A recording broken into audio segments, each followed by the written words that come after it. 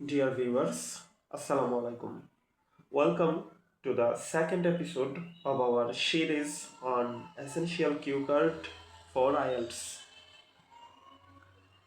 আমাদের second cue কার্ডটি হচ্ছে question describe a time you made a promise to someone you should say অর্থাৎ এই প্রশ্নের এই কিউ কার্ডের অ্যান্সার করতে আমাকে বলতে হবে হোয়াট দ্য প্রমিস ওয়াজ, প্রমিসটি কী ছিল, to whom you made it, কাকে আমি এটি মেড করেছিলাম, whether it was easy or difficult to keep, এই প্রমিসটি রক্ষা করা ইজি ছিল নাকি ডিফিকাল্ট ছিল, অ্যান্ড এক্সপ্লেইন এবং বর্ণনা করো হোয়াই ইউ মেড ইট, কেন তুমি এটি মেড করেছিলে, মানে কেন তুমি প্রমিসটি করেছিলে। Our band 9 answer when যখন I think যখন আমি ভাবি কোন ব্যাপারে about a promise সম্পর্কে I once made যা আমি একদা করেছিলাম, the first thing সর্বপ্রথম বিষয়টি that immediately comes to my mind যা আমার মনে তাৎক্ষণিকভাবে চলে আসে is তা হলো দ্য প্রমিস ওই প্রতিজ্ঞাটি I made to one of my childhood friends Nayan যা আমি আমার শৈশবের বন্ধুদের মধ্যে একজন যার নাম নয়ন তাকে করেছিলাম। টু বি মোর প্রেসাইজ আরও প্রেসাইসলি বলতে গেলে আই প্রমিসড হিম আমি তাকে প্রতিজ্ঞা করেছিলাম যে I would provide comprehensive academic support আমি কম্প্রিহেন্সিভ একাডেমিক সাপোর্ট করব তাকে সো দ্যাট যেন he could successfully pass the examination সে সফলভাবে পরীক্ষাটি পাশ করতে পারে। অ্যাট দ্যাট টাইম ওই সময় Nayan had been going through an extremely challenging phase ওই সময় অ্যাট দ্যাট টাইম মানে ওই সময় Nayan had been going through Nayan যাচ্ছিল মধ্য দিয়ে, থ্রু মানে মধ্য দিয়ে, কিসের মধ্য দিয়ে, অ্যান এক্সট্রিমলি চ্যালেঞ্জিং ফেসের মধ্য দিয়ে। আর এই এক্সট্রিমলি চ্যালেঞ্জিং ফেসটা কোন জায়গার ছিল? এটা ছিল ইন হিজ লাইফ, তার জীবনের, অর্থাৎ তার জীবনে যত চ্যালেঞ্জিং ফেস ছিল তার মধ্যে এক্সট্রিমলি চ্যালেঞ্জিং ফেসটার মধ্য দিয়ে নয়ন সেই সময় যাচ্ছিল। Because of several personal and academic difficulties কতিপয় ব্যক্তিগত এবং একাডেমিক ডিফিকাল্টিজের কারণে হি মানে কে? নয়ন।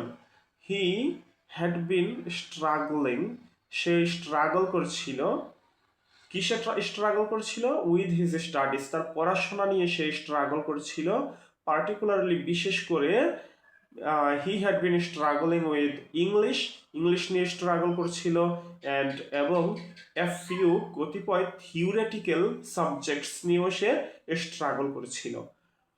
As far as I can recall আমি যতদূর মনে করতে পারি, he had been gradually losing confidence সে ধীরে ধীরে আত্মবিশ্বাস হারিয়ে ফেলছিল, হুইচ ওয়াজ কোয়াইট কনসার্নিং যা ছিল কোয়াইট কনসার্নিং ছিল, অর্থাৎ উদ্বেগজনক ছিল। ফ্রম মাই পার্সপেক্টিভ আমার দিক থেকে বা আমার দৃষ্টিকোণ থেকে, এডুকেশন শিক্ষা প্লেস পালন করে কি পালন করে? আ ক্রুশাল ওর ভাইটাল রোল, অর্থাৎ গুরুত্বপূর্ণ ভূমিকা পালন করে। কিসে গুরুত্বপূর্ণ ভূমিকা পালন করে? গুরুত্বপূর্ণ ভূমিকা পালন করে ইন শেপ করার ক্ষেত্রে, ফর্ম করার ক্ষেত্রে, আকার আকৃতি দেওয়ার ক্ষেত্রে। কিসের আকার আকৃতি দেয় এডুকেশন? এ পারসনস ফিউচার একজন ব্যক্তির ভবিষ্যতের আকৃতি প্রদানের ক্ষেত্রে, আকার প্রদানের ক্ষেত্রে শিক্ষা গুরুত্বপূর্ণ ভূমিকা পালন করে। সো তাই I felt morally obliged to help him তাই আমি তাকে সাহায্য করার ব্যাপারে মোরালি অবলিজড ফিল করেছিলাম।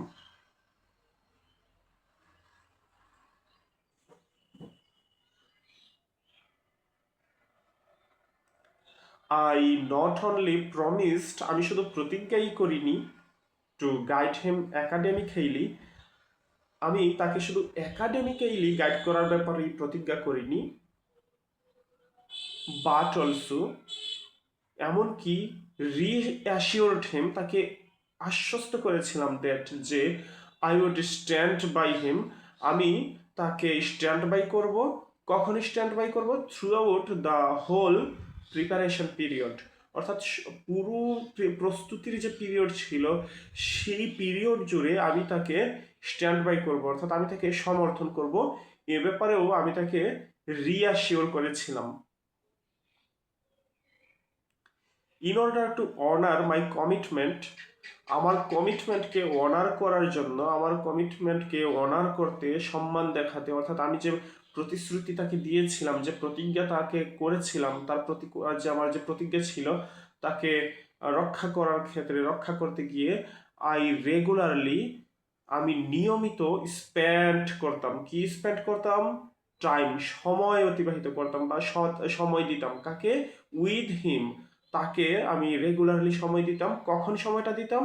আফটার স্কুল, আমাদের যে স্কুল ছিল, স্কুল ছুটি হবার পর তাকে আমি নিয়মিত সময় দিতাম। কিসের জন্য? In order to honour my commitment.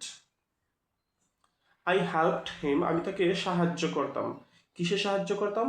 Understand complicated topics, অর্থাৎ জটিল টপিকসগুলোকে বুঝিয়ে দেওয়ার ক্ষেত্রে আমি তাকে হেল্প করতাম। শেয়ারড মাই নোটস, আমার নোটগুলো তার সাথে শেয়ার করতাম।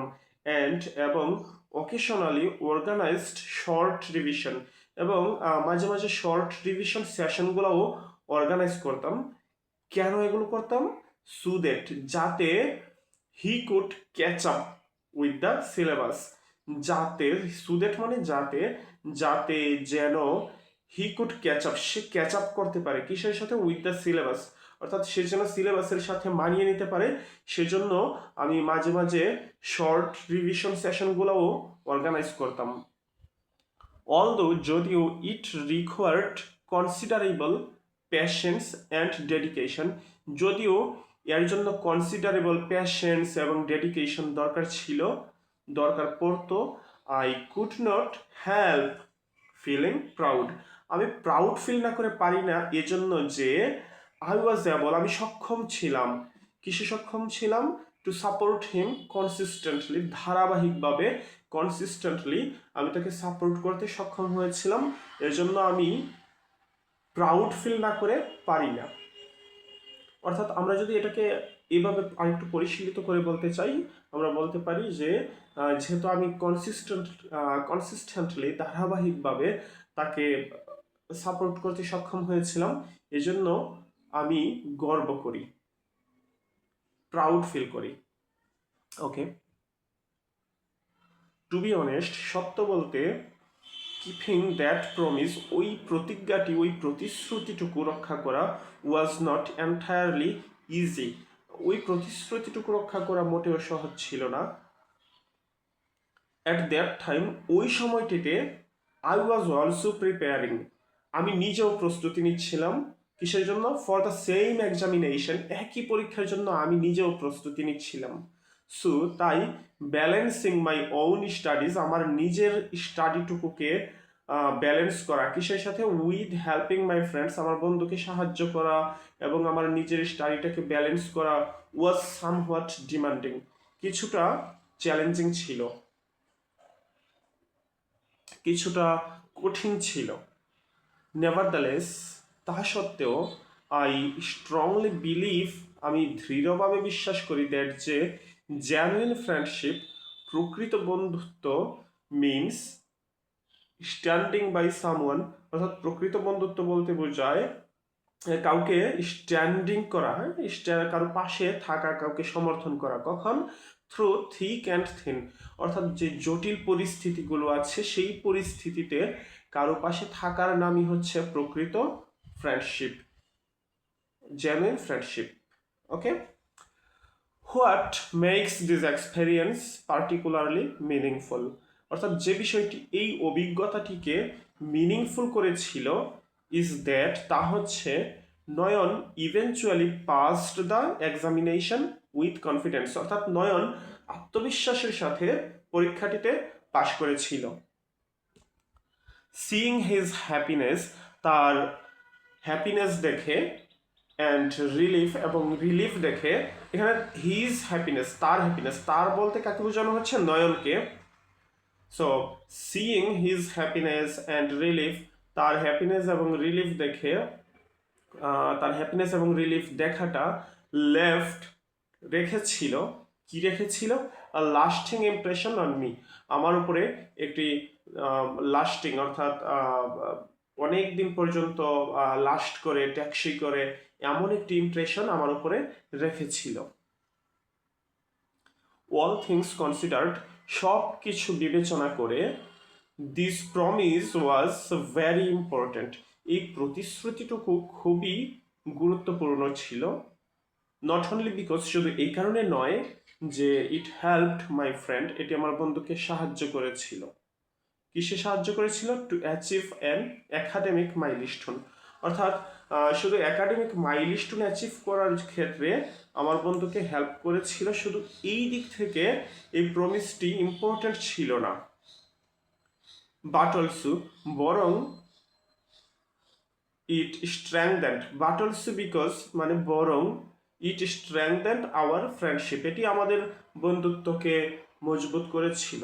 এ কারণেও এই প্রমিসটুকু, এই প্রতিজ্ঞাটুকু ইম্পর্ট্যান্ট ছিল। ইনফ্যাক্ট, প্রকৃতপক্ষে, ইট অলসো রিমাইন্ডেড মি, এটি আমাকে মনে করিয়ে দিয়েছিল যে ট্রু ফ্রেন্ডশিপ, প্রকৃত বন্ধুত্ব, ইজ বিল্ট অন ট্রাস্ট, অর্থাৎ এটি বিশ্বাসের উপরে, লয়ালটির উপরে এবং এমপ্যাথির উপরে বিল্ট হয়, গড়ে ওঠে। অর্থাৎ বিশ্বাসের উপরে, লয়ালটির উপরে এবং এমপ্যাথির উপরে গড়ে ওঠে প্রকৃত বন্ধুত্ব।